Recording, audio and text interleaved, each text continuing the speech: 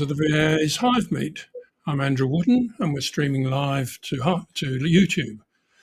This month should be very interesting. We're getting a report from the Victorian VDOs, which should be particularly relevant because of the almond pollination and the hive movements therein. We've got a couple of innovations for HiveMeet this time. First of all, we've introduced a third host so that Paul Kachira is with us in the background, and he'll be changing the scenes for us. And that'll allow Tino and me to focus on what we're saying and maybe a little less stressful. The other innovation is that we're announcing that we're going to go live to Apimondia in Copenhagen in 3 weeks' time. And I'll talk about that at the end of the evening.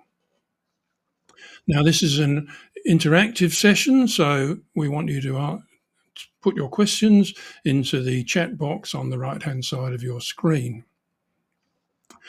I'm in the virtual studio here in Melbourne, and my co-host, Tino, is actually in Hong Kong, and he's negotiating the Great Firewall of China through a VPN. So hello, Tino, and welcome. Over to you.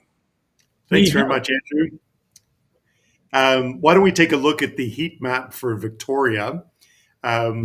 We can see the significant expansion of the cluster along the Murray, reflecting the import of hives for this year's almond pollination. Also, there is what's probably the first transmission of hive to a hive that hasn't moved due to pollination. You can see it here in Yarrup in Gippsland. We've also just learned, as you may have, that there is a first Varroa detection in South Australia. So Varroa is spreading, it's coming to your hive eventually, and we all need to start mite washing very regularly. I'd like to take a moment to acknowledge our sponsors, BeeQual and BeeTrace. We're very grateful for their support. We recommend that all beekeepers visit the BeeQual and BeeTrace websites and consider signing up for this amazing quality assurance program. There are special offers available for new signups for BeeTrace. Andrew, back to you and tonight's guest speaker. Okay, our guest speaker tonight is Chris Frick, who's the senior VDO from Victoria. And Chris, as you'll hear from his American accent, has a background in beekeeping in America, so he's got a lot of experience with Varroa there. He's also done extensive beekeeping around the world in other third world countries, and he has a lot of experience with Varroa. So Chris, thank you very much for coming along, and we look forward to your presentation. At the end of Chris's show, we'll have a question and answer session, and so please type your questions into the chat box. Over to you, Chris. All right, very good, thank you. All right, so since people by now have gotten all the basic Varroa information or can get it elsewhere, I'm going to try to focus on several different things, going more in depth with kind of complicated things like brood breaks, and talking about the seven authorized miticides that are approved so far. And so I'm going to try to move quick because I got a lot I'm trying to cover here. So away we go. If I can advance this slide. All right, so you already talked about this, but yeah, so the heat map is a good thing to be monitoring. And you can get there by just Googling Varroa heat map, Victoria, BMAX heat map, anything like that should bring it right up. I like to set the settings to all-time present and last 16 weeks negative, because it defaults to all-time negative, but it doesn't really matter if something was negative a year ago.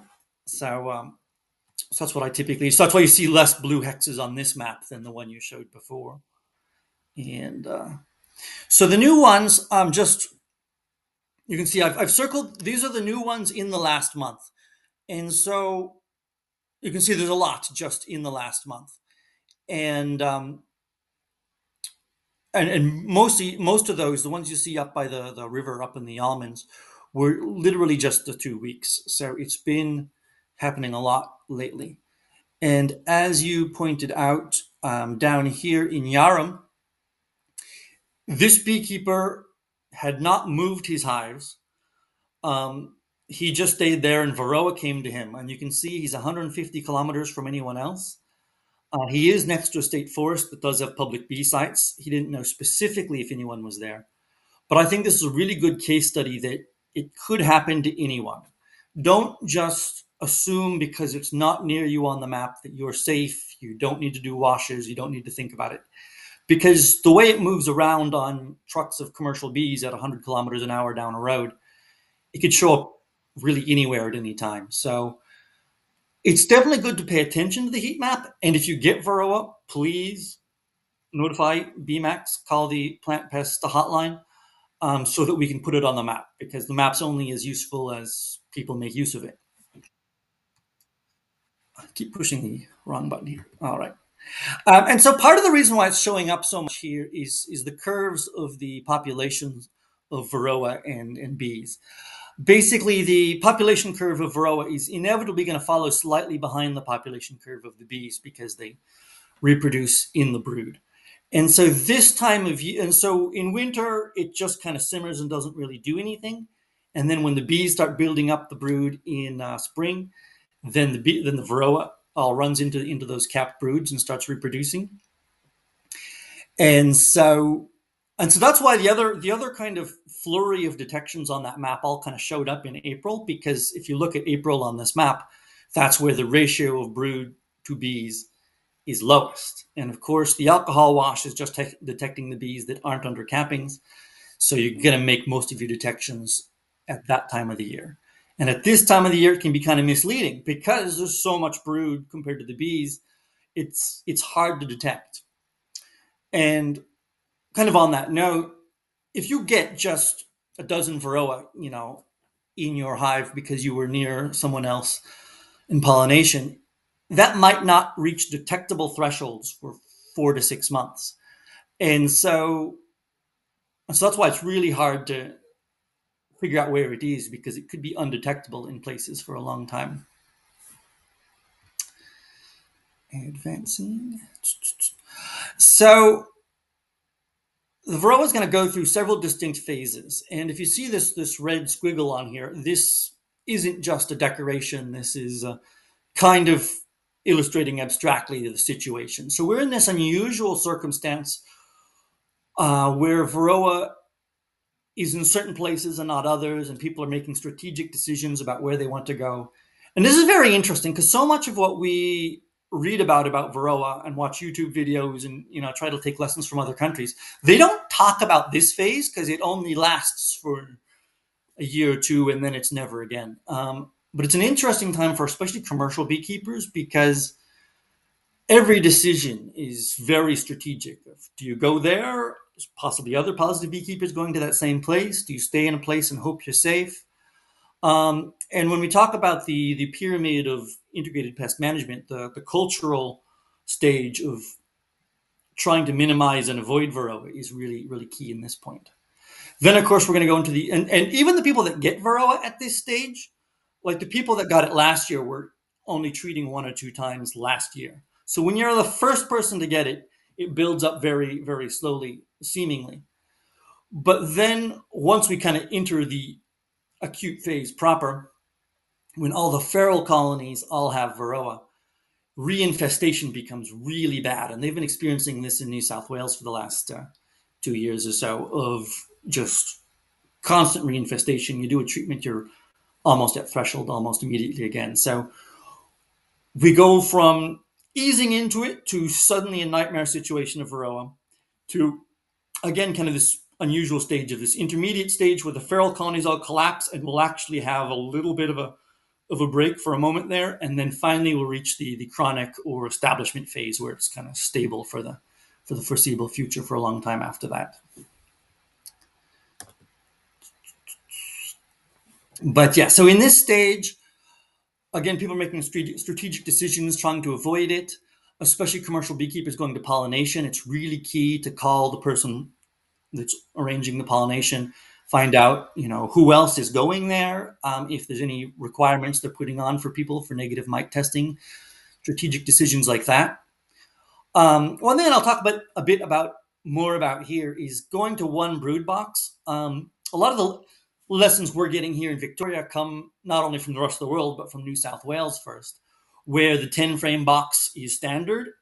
And so having one brood box and its 10 frames, you're not really losing much brood. But for the 8 frame box as standard in Victoria, there's a lot more temptation to want to have 2 brood boxes. My bees typically peak out around 11 frames of brood in the early spring. And so I'd be losing a lot if I only had an 8 frame box. And so so that's a decision, and there's some ways around it. We'll talk about how some of the miticides don't actually double your cost, because the whole issue is with most of the miticides, they double your cost with 2 brood boxes, but some of them do not. And so you could just selectively use those ones. For the recreational beekeepers that don't move around, Varroa spreads a lot by drift. And so any way you can reduce drift in your hives by not putting them in long rows, painting them distinct colors like that, will help reduce the spread within your apiary. Among the kind of potential changes to apiary management that people are thinking about is screen bottom boards. And so this picture just illustrates that, because people ask what is the size the screen bottom board should be if they're making it themselves. The Varroa is about 1.1 by 1.6 millimeters wide, and the bee is 4.1 millimeters wide at least. And so a 3 millimeter mesh is what you want. The bees won't go through it, but the Varroa will fall right on through. All right, so I want to talk about brood breaks, because it's easy to just say the word brood break and what's going on here? But what does that actually mean? And this job's been interesting because I've been making lots of presentations, and you can kind of see the things you say and people's eyes kind of glaze over like they're not fully understanding it. So I was like, okay, how do I explain brood breaks? And so looking at this chart, you work from left to right. It's a timeline. You can see the days at the top. So this first one, there's going to be some more, is showing what happens if you do the typical thing or the easy thing of you want to requeen, you're going to just kill the old queen, let them make their own queen, or you're making a walk-away split. So basically, a new queen has to fully develop, and the former brood is fully hatching out. And so on the bottom line there, you can see the lightest blue is 3 days of an egg. Then there's 6 days that it's a larva. And then there's 12 days of a capped pupa. Then it hatches out. And so again, this is the last egg laid before you killed the queen. And so then there's no more cap brood from that previous queen. Meanwhile, the new queen they're making is 3 days an egg, 5 days a uncapped queen cell, and then 8 days a capped queen cell. Then it hatches on day 16. Takes 5 to 6 days to mature. And so I made the top line, the top of that line there is the longest this could be, and the bottom of that section is the shortest that can be. Then 2 to 3 days mating flights, 2 to 4 days after mating flights before she can start laying. And then, of course, she lays eggs that are eggs for 3 days, and then pupa for 6 days. And so then you can see that diagonal line at the end is when capped brood can appear. Because of the range of potential days, it's kind of an increasing chance is what the higher end of that diagonal illustrates. And so you can see when you kind of relate that to the bottom line, if you make a walkaway split where you just pinch off a queen and let them make a new one, between day 21 and days 34 to 38, you have a brood break. And of course, this is key because Varroa live on average about 27 days. They can live 100 days. So this isn't going to kill all of them, but there are Varroa constantly dying. And so during a brood break, you have Varroa dying and not being replaced. So there'll be a natural reduction in Varroa to a small degree. But any miticide, most of the miticides don't kill Varroa that are hiding under the cell caps. And so any treatment's going to be more effective when there's a brood break. And especially when we talk about oxalic, and especially the oxalic vaporization or dribble from apobioxol, because it's a one-day treatment, it's very ineffective if there's any brood. But if there's a brood break, it's suddenly fairly effective. And so what this is illustrating and telling you is if you either manufacture a brood break, if you're requeening or you're making splits, a apobioxol treatment after 21 days will be fairly effective. And now if we go, how do I advance? My little advance button went away. All right. What's happening? All right. So a lot of commercial beekeepers, they requeen from cells, and typically they do that with a 14-day-old cell. And so these two lines work the same way as the other ones. The top is the queen from a 14-day cell, and the bottom is the last eggs laid from the previous queen. And you can see there's never a complete brood break at this stage. But of course, you got to consider how this works. Is by that last day, most of the brood will have hatched out, so there'll only be a little bit left, and there won't be very much capped. So there's that. And if we can advance the next slide. But also, while apobioxol is kind of a, quote, instantaneous treatment, it actually does continue to kill bees. I mean, kill bees, hopefully not killing bees, killing varroa for about 48 hours. So if you are requeening from a 14-day queen cell, if you do an apobioxol treatment kind of on day 20, the 48-hour window of effect should cover both prior to the first new pupa being capped and after the last pupa from before were hatched out. So you can kind of do a thing there. And we can advance next.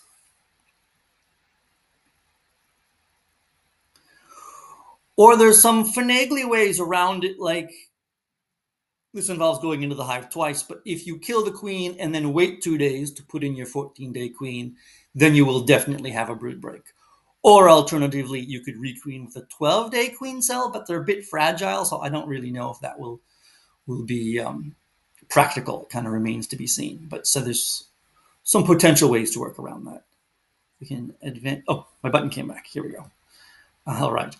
And so then another thing to potentially do, if you're not requeening, but you want to make a brood break, you want to make the minimum brood break you can, because as long as there's a brood break, no bees are being born. I mean, 21 days later, they're not being born. And that reduces the size of your hive. So you want to do the minimum damage, the minimum impact. And so what this is illustrating is you cage the queen. And so at this time, the top line is the last egg laid before the queen was caged. And then the bottom shows the queen being caged and then the egg and larva after she's released.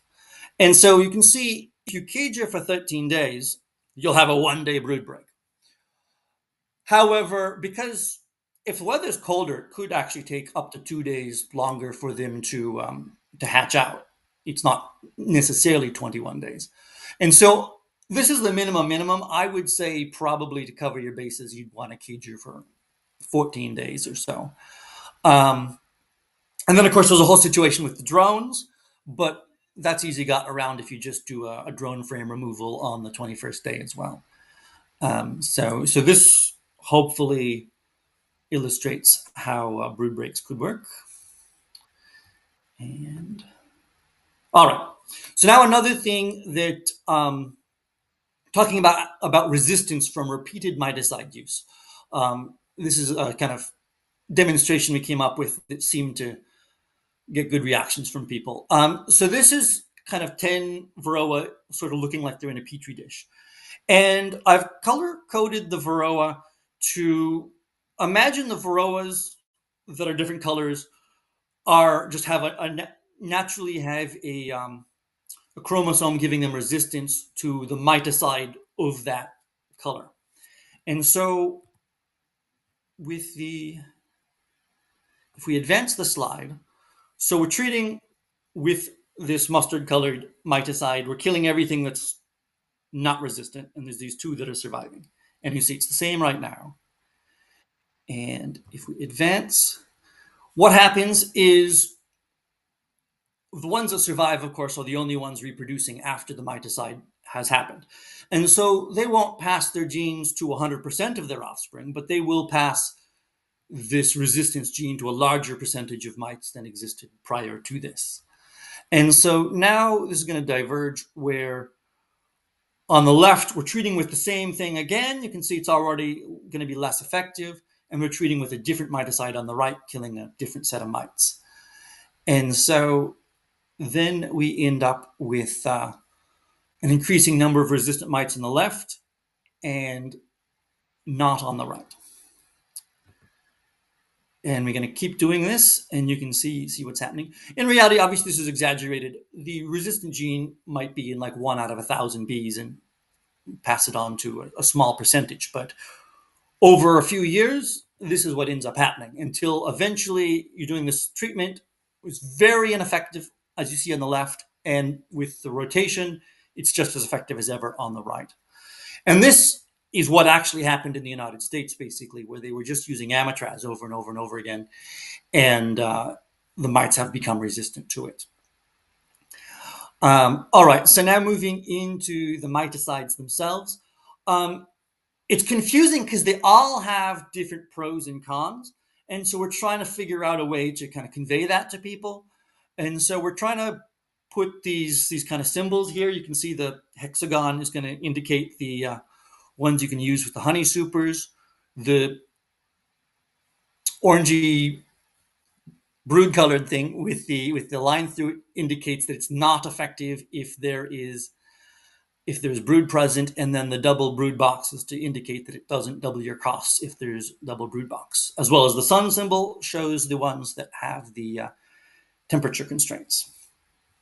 And so if I can advance, I can't find my advance button again. All right. And so this is the same as by now you should have seen the ABIC treatment table. This is the same thing. We just made it horizontal to use in slide presentations. But so here is kind of the list of all the miticides with the symbols applied. And because this is going as a video, you can pause and look at that as long as you want, but I will keep on moving along. So talking about the miticides, there's the organic ones and the synthetic ones.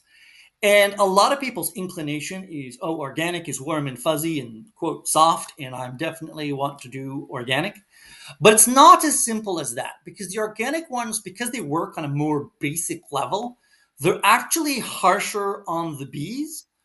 There's a ratio of effect where the synthetic ones are about 1,000 times more lethal for the mites than the bees. But the organic ones are much, much less so. And like with formic, it's expected at the best case scenario, you're going to have a cup or two of dead bees in front of the hive the next day. And if your bees have been being chewed on by varroa a lot, you could have a lot of dead bees. And so the organic is not as much softer as people think. But it is more sustainable because the mites have not shown any resistance to any of the organic miticides anywhere in the world yet. Scientists always are careful to say yet. It could happen, so don't use them over and over again either. And they don't typically leave residues that can end up being a problem in your honey later, where the synthetics tend to have that problem. And the synthetics tend to be more effective. They're initially, when there's no resistance, 98, 99% effective, where formic and thymol and oxalic can be less than 90%. And they have temperature constraints. And so you can see the trade-off here, where organic might be more sustainable, but the synthetic certainly is easier, which is why a lot of the commercial beekeepers just go right for that. But there's definitely decisions here. So I'm just going to go quickly through kind of the pros and cons of all this, because obviously there's pages of information on any given one of these. But just to make it simple, we've kind of pulled out the specific pros, the unique usage cases of each one of these. So formic is one of the most unique ones as far as having lots of unique usage cases. It's the shortest one, other than the immediate epibioxal, 7 days, which is both a pro and a con, because pro, you do this treatment, it has its effect, keep on going. But only 7 days of coverage. On day 8, the Varroa might start building their population up again. It's the only one that kills the Varroa under the cappings of the brood, but it's got a temperature constraint. Fortunately here, especially southern Victoria where I live, even in January, you usually find 3 days in a row that are not over 30. So it's not as much a problem for us as it is New South Wales, Queensland, but definitely has a temperature constraint situation. One of really only 2 that realistically you can use with honey supers. Oxalic you can, but because it's ineffective with any brood, it's not really effective in spring when you got honey supers on. And it does not double your cost with 2 brood boxes, and it is organic. Apogard is also does not double your cost with 2 brood boxes. You can't have the honey supers on, but you could do a 4-week treatment so long as all the material either has been removed by the bees or you just go in and manually take it out. So especially if Baverol ceases to be effective and you need something short in the middle of a season, Apogard 4 weeks could be your way out of that. Often fairly less effective than the other ones though. So, and finally, apabioxol. I think a lot of people were very excited about this, and I really wonder how much of that's because there's these really cool YouTube videos of people with these fancy fogging machines. It's really only effective in the winter because if there's any brood, it becomes very ineffective. Obviously, you can do a brood break. For commercial beekeepers, that's usually too much manipulation, but if you can make a brood break, it can become effective again. Or if you've, made splits and then you do a dribble with that, perhaps. But you can use it with the honey supers. Does not double your cost if you're doing the vaporization. Yes. All right. So then now we're getting into the synthetics. And so there's kind of 2 broad categories. There's the 2 amatraz ones and the 2 kind of pyrethroid ones. And so Apivar is one of the amatraz ones. It's got the longest potential coverage of 10 weeks, which is good as long as you can't use this with the honey supers. But as long as you have a run of 10 weeks without honey supers, this is a good long coverage, which obviously is useful. And its kind of twin is Apatraz, which is kind of same place in the rotation, but only has a 6-week treatment option and 2-week withholding. So Apivar generally kind of wins against it. Then going into the other category of the pyrethroids, Apistan is got nothing really special about it, but you can rotate it with the Amatraz ones. And then finally, Baverol is kind of the golden child of miticides in terms of there's no temperature constraints. It's very effective. It can be used with the honey supers. So then the problem with Baverol really is, I feel like it leads beekeepers into temptation to just flog it over and over and over again.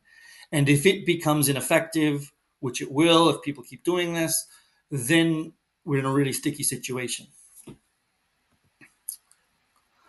All right, so a lot of people have been really interested in how do you put this all together?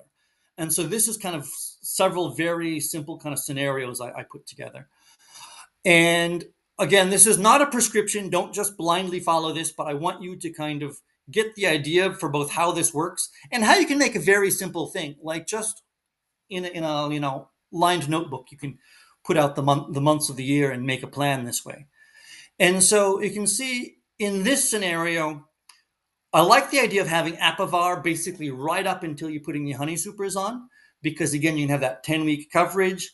The end of winter is a very important time as far as the brood's building up and the Varroa are all climbing into the brood. And especially because it gets hard to do treatments with the honey supers on, you want to give yourself the longest run possible before you have to treat. So something like Apivar at the very end of winter is very good. Then basically, while you have the honey supers on, Baverol and Formic, again, are your only real 2 practical things.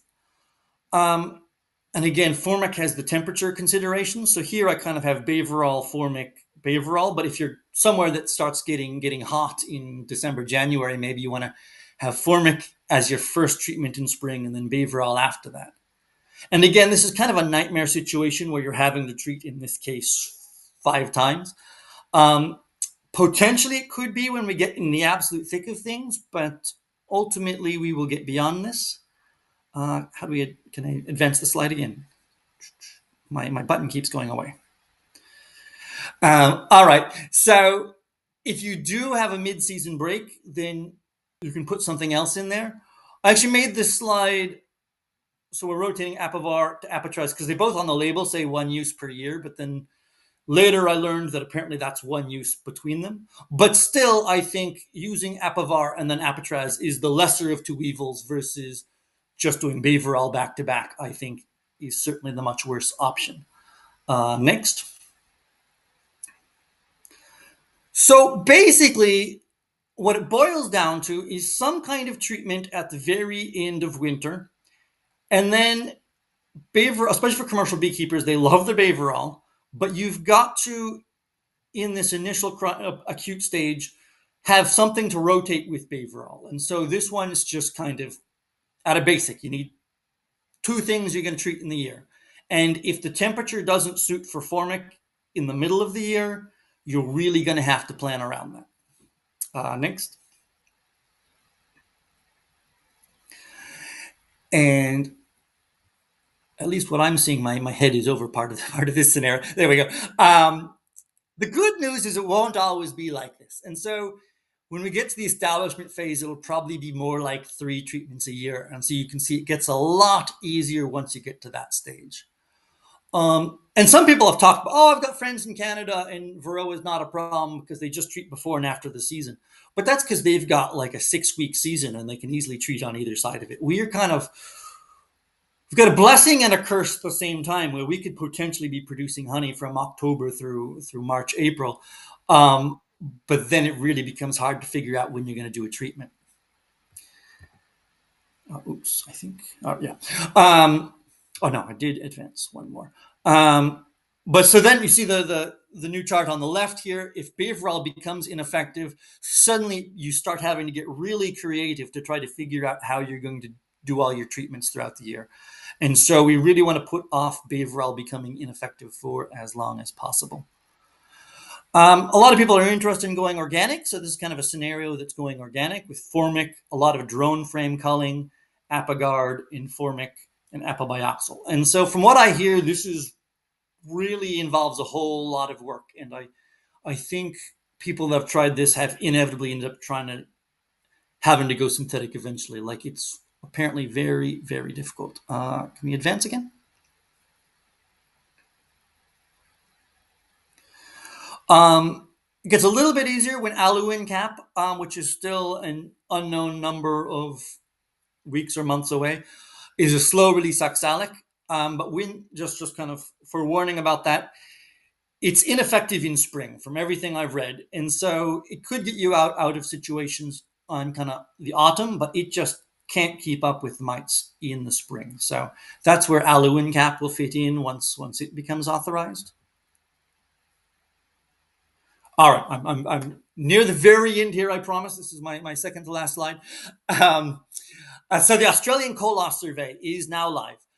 It's very easy, that URL right there, colos.au. Just type that into your phone, computer, whatever. It'll get you there. I think, consider this your civic duty. I think it's very important for people to register what losses they had that winter so that we have information going forward, so we know how Varroa has impacted beekeepers henceforth. And this will give valuable information for us all to make management decisions going forward. So be a good citizen, fill out the Colos survey. And that should be the end. That's the end of my presentation. Any questions? Okay, thank you, Chris. We've got some questions coming in from the chat box, so let's bring some of those up.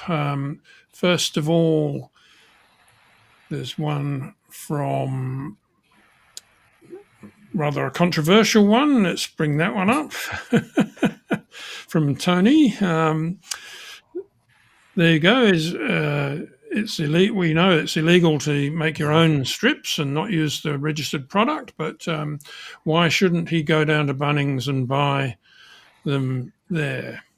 Yeah, well, the real problem is because the strips are made by laboratories that have to be certified for, I forget the exact term, but good laboratory practices, basically, and at a high level of precision. Oxalic that's been produced with the intention of cleaning a pool or something does not even need to hit these standards. And so you don't know the quality of the oxalic, which means you could very easily accidentally kill your bees by a dose that's too strong.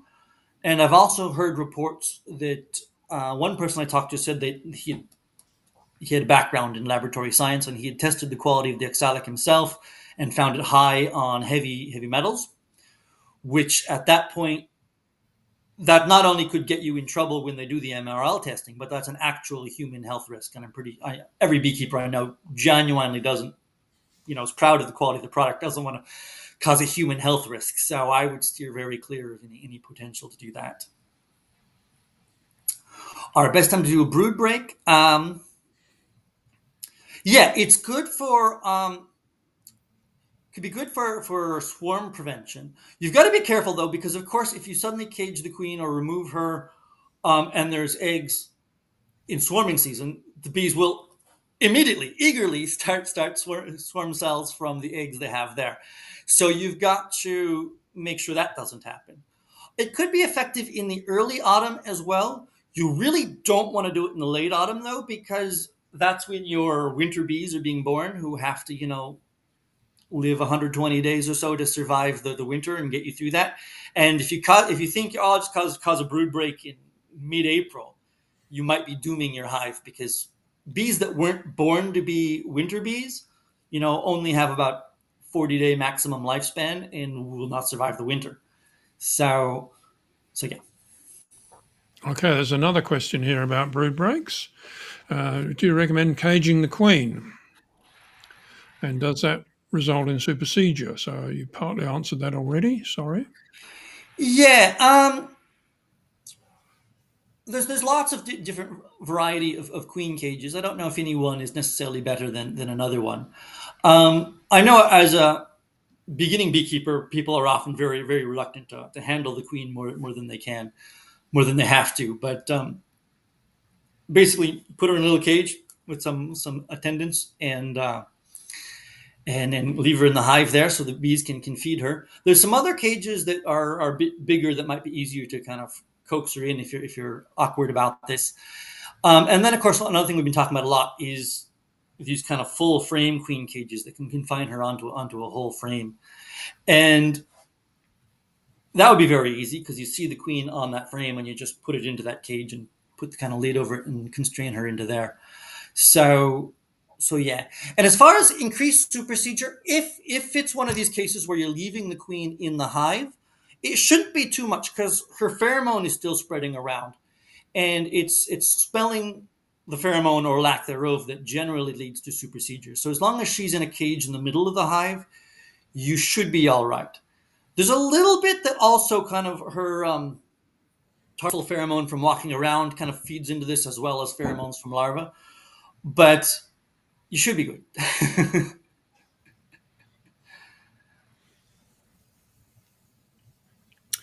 Here's a question. Starting treatment in mid-July implies opening a hive and testing, but this time of year is often still very cold. How do you overcome having to inspect your hive or treat them during the winter? Yeah. And I think you don't really have to. If the weather's really cold and you've made sure you're squared away, packed down in April, you should probably be good until September. But I have always found there's usually one sunny day of 15 degrees somewhere in there that I'll run out and see how my hives are doing. But people tremendously overestimate, or is it underestimating, the potential damage to the hives. I have had the wind blow off lids of hives in winter, and then it rains on them, and a month later I drive by to see how they're doing and find out that it's had a month of the lid off and it's still alive. And I actually just last week visited a beekeeper, and it was like somewhere between 11 and 13 degrees, and we did alcohol washes on his hives, and bees were happy. They survived. So I think it's very possible. I wouldn't do it, if it's actively raining and it's 4 degrees. But if it's a strong wind that increases the chill factor. But basically, well, yes, you lift the lid and all their heat potentially leaves immediately. But they've done studies. The bees can replace the entire air of their hive in like 5 seconds or less, like very rapidly. So basically, don't do it on a miserable day. But if it's a half decent day, you can get in there. Okay, Chris, we've heard today that there's been detection in South Australia. Do we know if that came from the almonds here in Victoria, exported to South Australia? They did not come from Victoria. I believe, I might be wrong, but I'm pretty sure I heard they'd come from Queensland, but I'm not sure. But not from Victoria. What's interesting is they were actually detected by the almond grower, and so that was kind of interesting. Right, it's good we can blame the Queenslanders. Yep. now I'm going to be in trouble if that's not true. But I'm pretty sure it wasn't from us. And their heat map is live in a general sense, but it looks like they haven't added that detection to their heat map yet. So if you're looking for it, it wasn't there as of this afternoon, but maybe tomorrow. Here's a question. I would love to see a costing of what each treatment would be alongside in the charts. As hobbyists, this could cost us dearly to keep the bees alive. Yeah. I think you've done some calculations of costs, haven't you? Oh, a heap is another one of my little hobbies. I've got slides about this, but they're not in this presentation, and I don't think I can jam it in here. Basically, on a commercial level, buying things in bulk, they can get most of these down to around $8 a hive. Small lots for recreational beekeepers, they mostly sit around $13 a hive, a treatment. One of the cons on Formic, even though I like Formic a lot, it tends to, at small lots, be between $16 to $19 a hive. So Formic is one of the more expensive ones. Altogether, looking at multiple treatments in a year, it should increase your costs by $35 to $55 a hive. So that's kind of the numbers around that. And increases the workload significantly. And so for commercial beekeepers, that's a huge consideration, is they're either having to hire more staff or run fewer hives because they were used to running as many hives as their staff could run, and now their time per hive has increased by like 40%.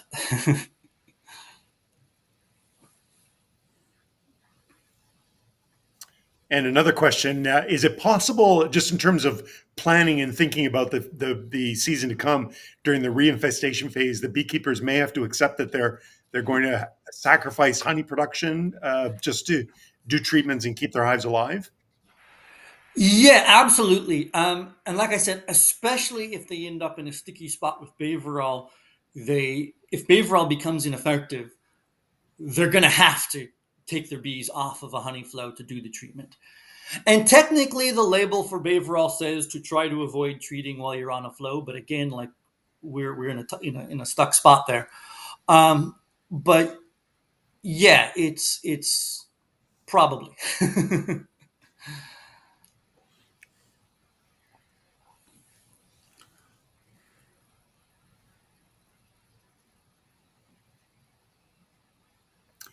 Chris, we've had it's been really informative and but sobering. I know you follow the research a lot. Are there areas of research that excite you or that you're optimistic about in terms of maybe not a light at the end of the tunnel, but moving forward?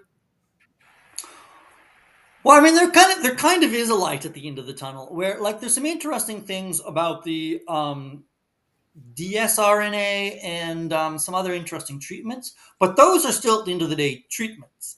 But basically, selective breeding, and people sometimes get too excited about this, think it's going to solve their problem in 2 to 5 years. This is minimum of 10, potentially more like 30 or 40. But that is the light at the end of the tunnel in terms of in the United States and the UK, there's pretty good reports about strains that are either you only have to do one minimal treatment, such as one oxalic dribble treatment like Randy Oliver, or in the UK, people are doing no treatments at all. That's the light at the end of the tunnel, but that's a long way off. But the glimmer of that light already is the queen breeders of Australia are eagerly talking about this. And of course, we can't import the genetic material from these other countries because doing so could potentially bring the viruses. But we can still learn about how they did these breeding strategies, what worked and what didn't, as far as breeding strategies. And so, based on learning from the breeders of the other countries and trying to just emulate what worked for them exactly, hopefully we can do this at a more accelerated rate than they had. Another thing that I was thinking about is I was talking about how amitraz became ineffective in the United States, and for the last number of years they were flogging amitraz. Flumethrin had long since become ineffective for them, and so it's not that they don't know any better. Like no other chemical treatment was effective, so they were just flogging amitraz over and over again. And then with their huge losses last winter, they looked at it, and all the mites they looked at were resistant to amitraz. This is a silver lining for us because now they need to do more research into more effective oxalic treatments and other, basically organic things. Thymol, formic. Formic's has always been popular in Europe, but basically they've crashed their synthetic train in the United States. They're going to have to do more research on organics. Obviously, there's a lot more beekeepers there, a lot more money in it in the United States than we could do. Even we just wouldn't have the money to do. But that whole market force of this momentum for better organic treatments coming from the United States will benefit us.